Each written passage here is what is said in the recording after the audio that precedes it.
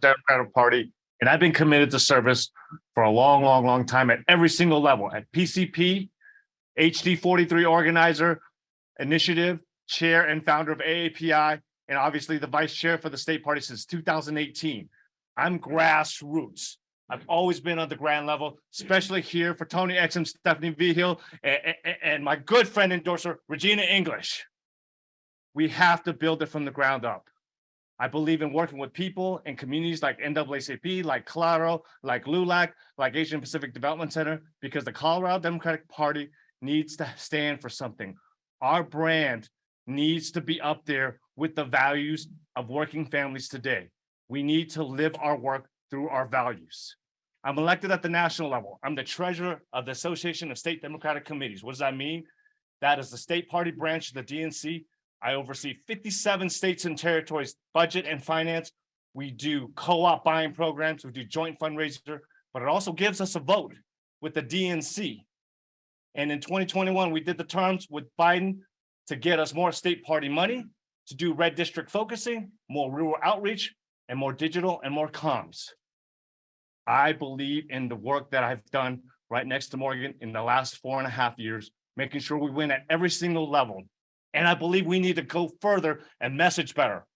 I worked on the private polling firm and the chief strategist for our greatest president ever, Barack Obama, in 2008, and got him reelected in 2012. I've been doing that for 17 years. I will bring that messaging to the top here at CDP. And together with your help, we will build a better future for tomorrow.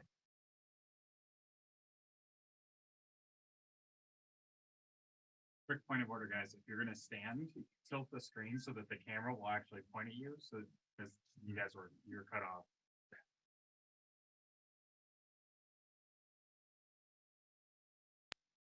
Good evening, El Paso Dems. My name is Tim Kubik.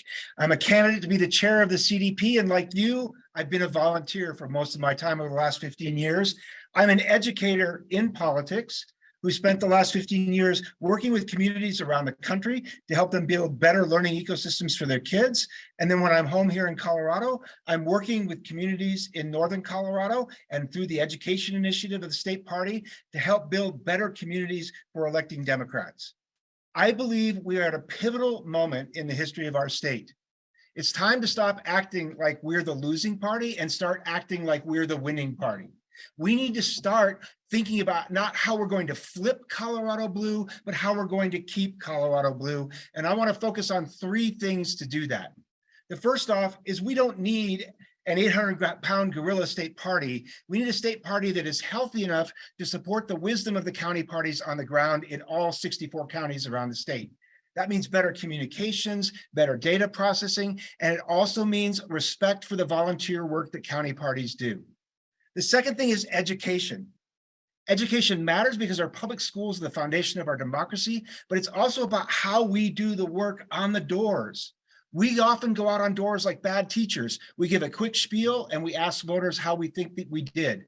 We need to go out and listen at doors all year round so they know us when we come around during Get Out the Vote. The last thing that's very important to me is engagement. If we're going to have a sustainable Democratic community in all 64 counties, the Colorado Democratic Party needs to be engaged in all 64 counties, not just the races targeted by HMP and DSCF. That means the chair and possibly regional organizers need to be out in the different counties of the state, helping them grow more sustainable Democratic communities. My name is Tim Kubik from Larimer County. I'm running to be your next Colorado Democratic Party chair, and I ask for your vote on April 1st. Thank you.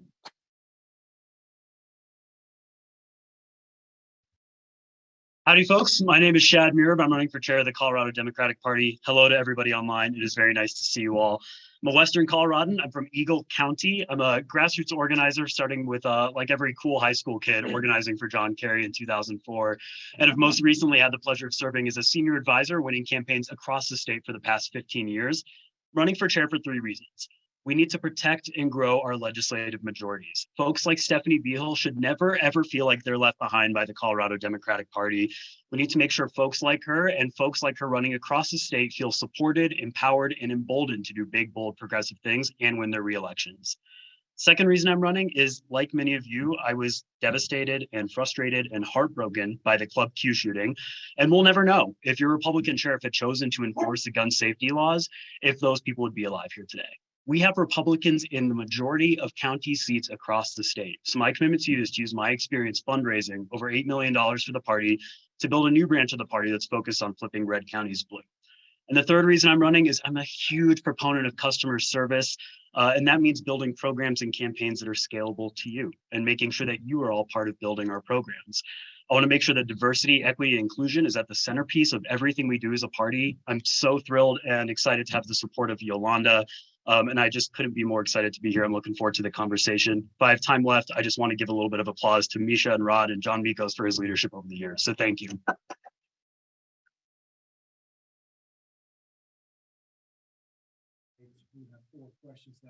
Seconds from each candidate.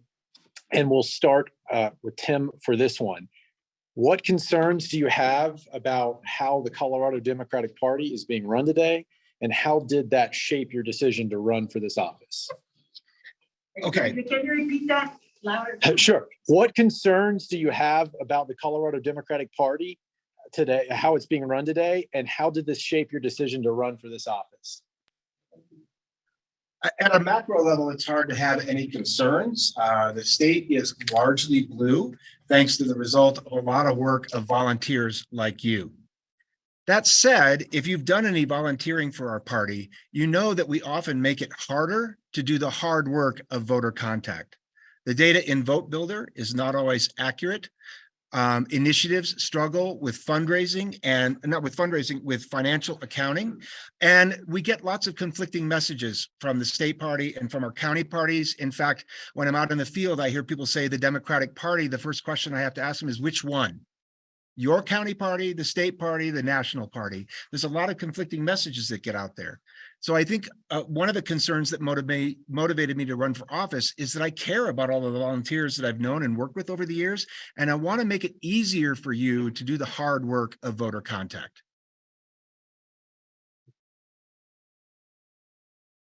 Question. As a Western Coloradan, I've been very frustrated at the lack of attention to our rural areas and to what I call emerging Democratic counties. I think El Paso is exactly in that realm, right? The last senator to win El Paso County was Gary Hart. The last gubernatorial candidate, Dick Lamb. The last presidential candidate to win El Paso was Lyndon B. Johnson. We need to make sure that El Paso County, which is now one of the biggest Democratic voting blocks in the state, is treated like that. And so my commitment to you guys as chairs is to take a look at El Paso, take a look at Douglas, Weld, Garfield, and Mesa, and make sure that we are kind of hugging into the state. We know that the Front Range in Denver can have the vote count needed to elect statewide candidates. We need to start electing Democrats from El Paso County now, because that's how we become a true statewide party. And so that's been my main frustration with the party recently. But I also know that working with you all, you have the tools we need to actually fix this and make it happen. So I'm looking forward to working with all of you to make sure that El Paso is part of Colorado's progressive future.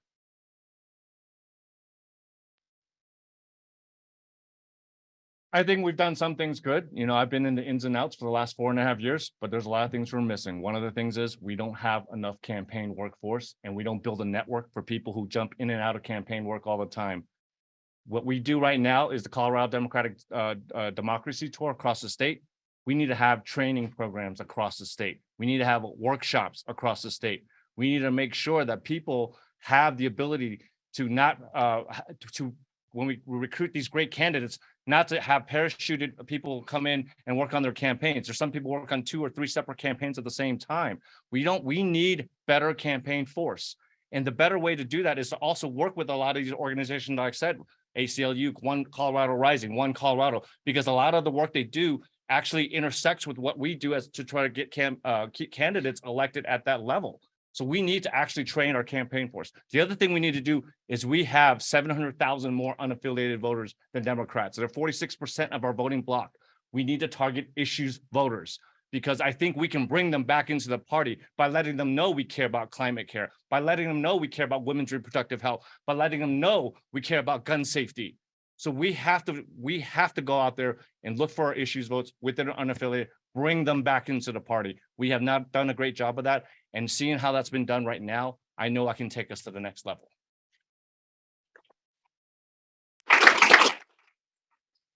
We'll start with Shad for this one. Do you think that the Colorado Democratic Party presence and assistance has been properly balanced between Denver and, let's call it, the southern portion of the state? If not, how do you plan to address this? Yeah, I think I've spoken to enough of you to know the answer is no. It has not been enough. Like I mentioned in my beginning, I have a history of fundraising.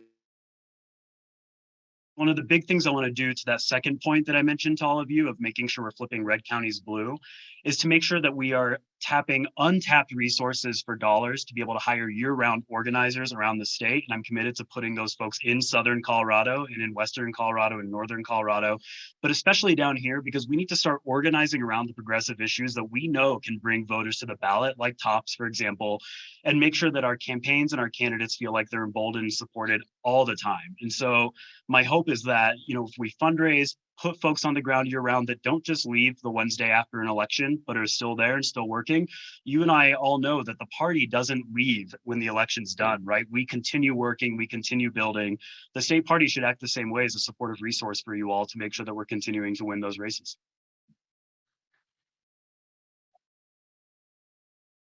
Resounding no. That's why I brought myself down, and I've been doing it for years, coming down to Southern Colorado. And actually, we need to create points of contact all across the state. Pueblo, Weld, Montrose, especially here in El Paso. I've been coming down here personally. I've been going down to Pueblo and Trinidad personally, and La Junta personally, to bring the force that we can bring by making sure that everyone's engaged. We have to hit the doors. We have to do canvassing. We have to do training. We have to do workshops. We have to do that across the state. And I've been bringing myself, imagine as chair, if I can bring that whole train with me, what we can do in the future. We have to be engaged. We have to touch these organizations on the ground that does so much for us right now. And we have to be synonymous with that brand.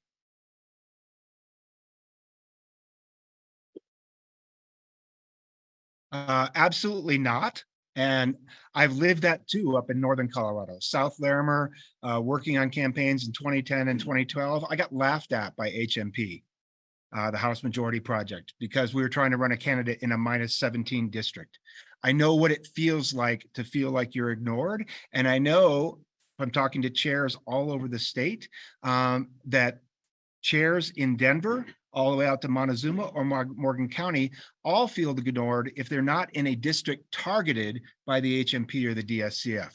The answer to that is not to raise millions of more dollars to increase our targeting.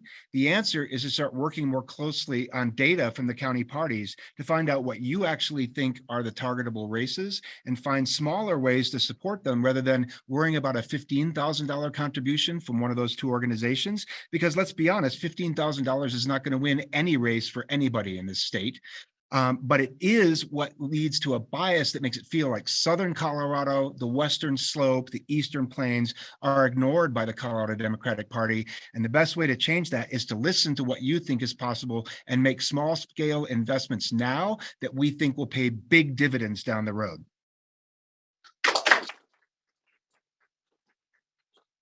We'll start with Howard for this one. What is one innovative idea you plan to bring to your role if elected? Well, one of the things that we really haven't done is we have not messaged properly. And as I said, I've been working in messaging for 17 years for the same firm that brought Barack Obama's Hope and Change campaign. What we need to do is talk to people, not just Democrats. We need to talk to all people, and we need to understand where they are. We've done journals where we had multiple times where we asked people after a specific event, whether it be the State of Union, whether it be a crisis situation like the Club Q, whether it be a climate act like passing. We've asked people down the line how they respond and how they react to different kinds of messages. I think sometimes we hit on the message, we have not executed them properly. We need to frame the right type of message for most people to react to. Colorado is one of the most diverse states. I went to DC to make sure that we could be one of the first presidential nominator. And I made my case.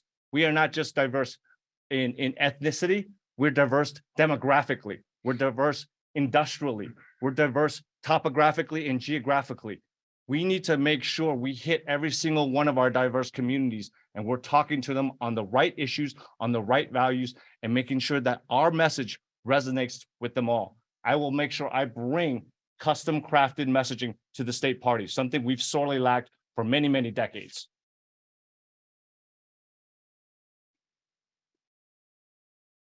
Okay. I think you'll hear from all of us the idea that regional organizers are important, that messaging is important, that workshops and trainings are important. I think what you'll hear from me is the message that you need a chair who's willing to work with you in your county parties. And that means not just coming out for parades or not just coming out as part of a bus tour, but coming out or zooming into meetings with you and having conversations about the opportunities that you see, the resources that you might need to achieve those, and what we can do together. I've been a teacher for most of my life. I've sat through faculty meetings where people talk down to the faculty. I see that happen in almost every Colorado Democratic Party meeting that we attend. Someone talks to us and tells us what we need to do. There's no dialogue. There's no listening. If I am chair of the Colorado Democratic Party, I will be engaging you in dialogue county by county to build a better statewide strategy than we can build in Denver alone.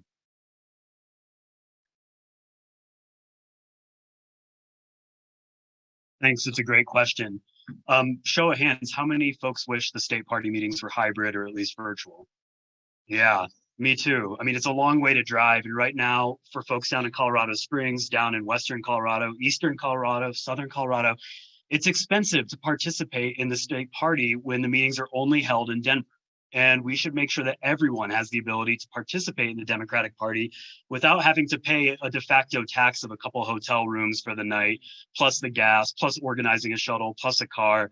This shouldn't be innovative, but I unfortunately think it is. And so we need to make sure that we're moving everything in this party to be as accessible to everyone, regardless of their work situation, transportation needs, ability to get up to a certain place.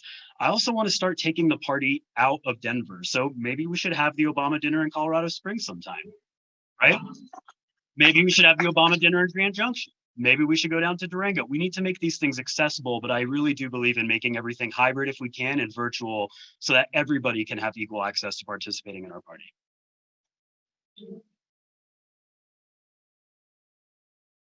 Okay, we'll start with Tim for this one. What do you think is the largest obstacle preventing areas like Colorado Springs from turning blue? And how do you plan to help us tackle those problems? The largest obstacle. I think the largest obstacle in most cases is an amount of volunteer energy. And I think that volunteer energy comes from winning races like Stephanie V. Hill's. That belief that something is possible. I think that volunteer energy comes from the belief that you can win this mayor's race because the Republicans are likely to be divided. Small victories make big differences down the way, and you need help from the state party in winning some of those small victories. When that happens, volunteers and donors begin to bandwagon and get on board. I've watched that happen in Arapahoe County when I first lived when we moved back to Denver. I've watched it happen in Jefferson County. I've watched it happen in my own county in Larimer. Just picking up a school board seat, picking up a council seat can make all the difference in the world. That generates momentum that leads to victory and turns counties blue.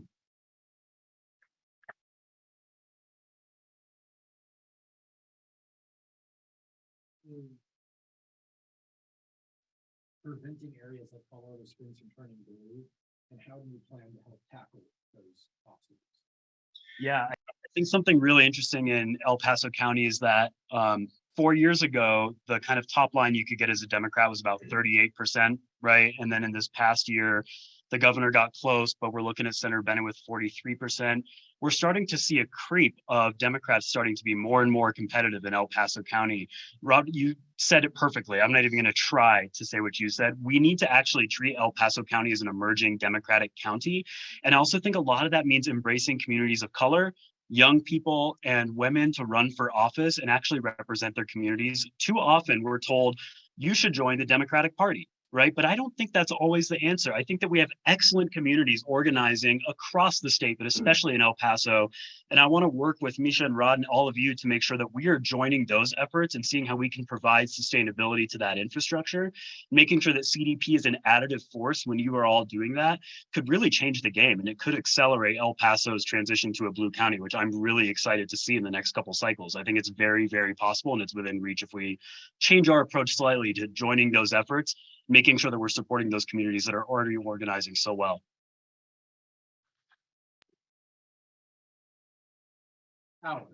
I think we've overcome some of those bigger obstacles already. I think the biggest obstacles are sometimes ourselves. We do a fulfilling prophecy that we can win. Well, I disagree with that completely. I think Yemi can be the mayor of Colorado Springs. The force we need to bring is the energy and the volunteer work. And when we talk about being here already, I worked with Colorado Black Women for Political Action back in 2018 and 2019 when Stephanie Rose Spalding was running. I worked with Colo when we were recruiting Latin candidates for all our House districts and some of our city councils here in El Paso. The great thing that we have here is we have organizations that are already on the ground doing this.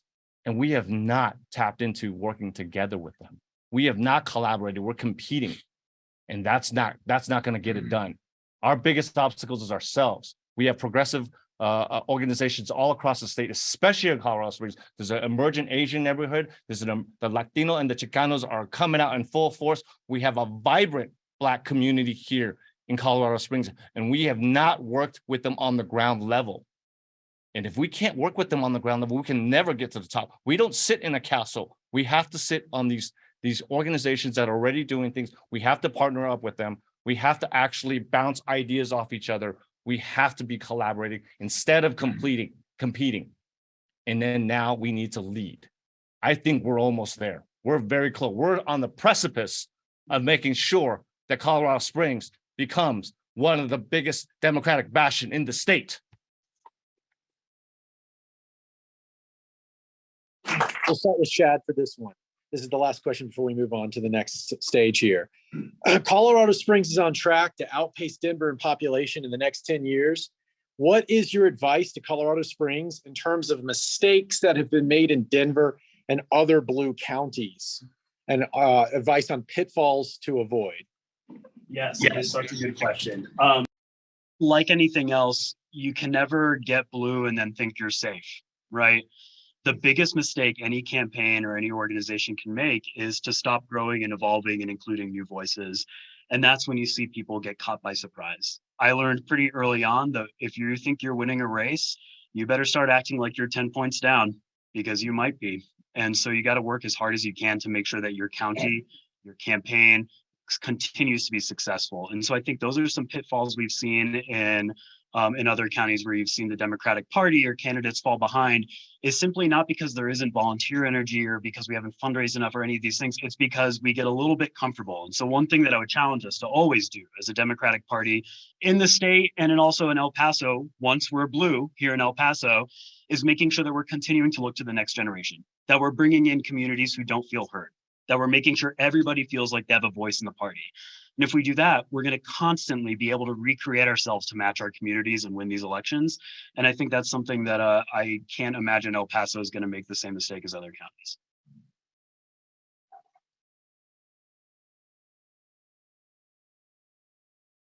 To stand united. One of the things I see in Denver is there's a circular firing squad, and we need to stand united. We are still Democrats. We still have some basic core values that we all believe in.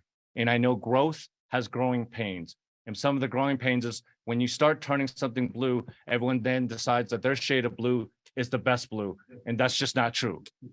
We are all Democrats here. We all have basic core values. We all believe in civil rights. We all believe in climate care. We all believe in women's productive rights. We need to remember those basic rights that we've held on to. What we also need to do is CDP needs to centralize and logistically support you, not just on a parameter basis, but on a case-by-case basis, but all around. When we talk about providing logistics, when we talk about providing technology, when we talk about basic necessity is making sure that everything is accessible by virtual. So to me, that wasn't innovative. To me, that should be a basic need that we should accomplish right now. So we have to have the logistics, the technology, and that support in which we can provide for El Paso and Colorado Springs. So that way we don't have some of the pitfalls and we work together stronger. One of the biggest problems also I've seen with Denver and the state is there's very little contact sometimes between the DPOD and the state party. I will make sure that never happens in Colorado Springs in El Paso County.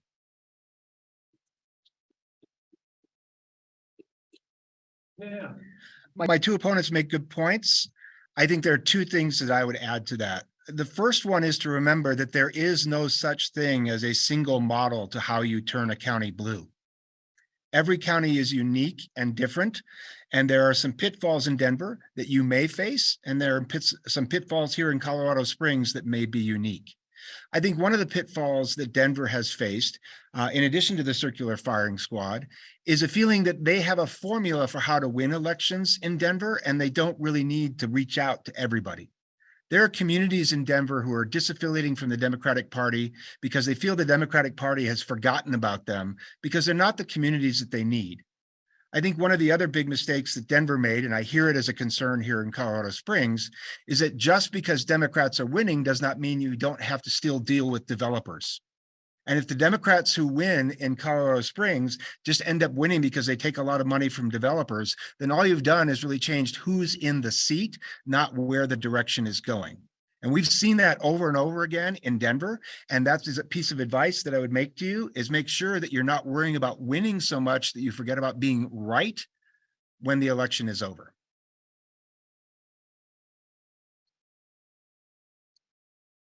All right, we're moving on to your final appeals and then we will hear from the validators. So these will be 90 seconds each, and we've just reversed alphabetical order. So first up will be Shad. So thank you so much for the opportunity to be here. I really hope I can earn your support on April 1st. And thank you to everyone online. We really appreciate you and we're all missing you here. I'm a Western Coloradan, like I mentioned in the beginning. And something that my wife, Carrie, who's over here, also says often is the hardest part of being a Democrat is that we're always looking to the future, right? We're always looking for the unknown. What can we do to make our communities better? Republicans are always looking backwards. What can we do to keep the status quo? Whereas the hardest part of being a Democrat is that we believe in a future that's better for everybody. And I believe that that future starts in El Paso County. You guys are the perfect example of a place that we need to be fighting in across the state to make the Democratic Party truly a statewide representative of what we consider ourselves to be progressive, right? So whether it's making sure that Stephanie Vihel has the support they need, Tony Exum has the support they need, that's a CDP that you need to rely on to make sure that we are building programs that are scalable and sustainable for you. So I look forward to earning your vote, look forward to hearing more from you as time goes on. Colorado Springs has the potential to be the next great Democratic city. El Paso County has the next opportunity to be the next model on how we flip red counties blue. And I'm looking forward to working with you all towards that. Thank you so much for allowing me to be here. Hope I can earn your vote.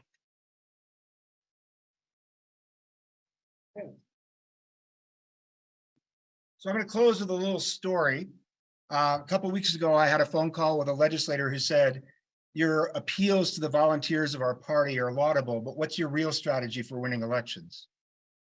And I said to him, that is my real strategy for winning elections. Mobilizing volunteers. We can have all the money in the world. We can have all the television, but we won't turn Colorado Springs blue with campaign consultants and television ads. It will take people like you out knocking doors who are part of a strong tradition in Democratic politics that is part of the story I want to share. In 2008, when I was knocking doors for Barack Obama in Berthoud, a community that no one even wanted to admit they were Democrats in back in 2008, I knocked a door of a woman in her 90s. She could barely hear me as I was trying to explain what I was doing, but when she heard that I was knocking doors for a Democrat, she smiled at me and said, I did that for Franklin back in Chicago in 1936. And if that didn't get me out knocking more doors for the rest of the week, I don't know what could have. That story is part of a tradition that we're part of. The Democratic Party is not a party of big interests, big business, and big donors. We're a party of volunteers who get out and kick butt all over our community, knocking doors, sending texts, spreading the word about how Democrats deliver for the people of our cities. So as we think about moving forward, I want you to think about what we've done as campaigns. Thank you.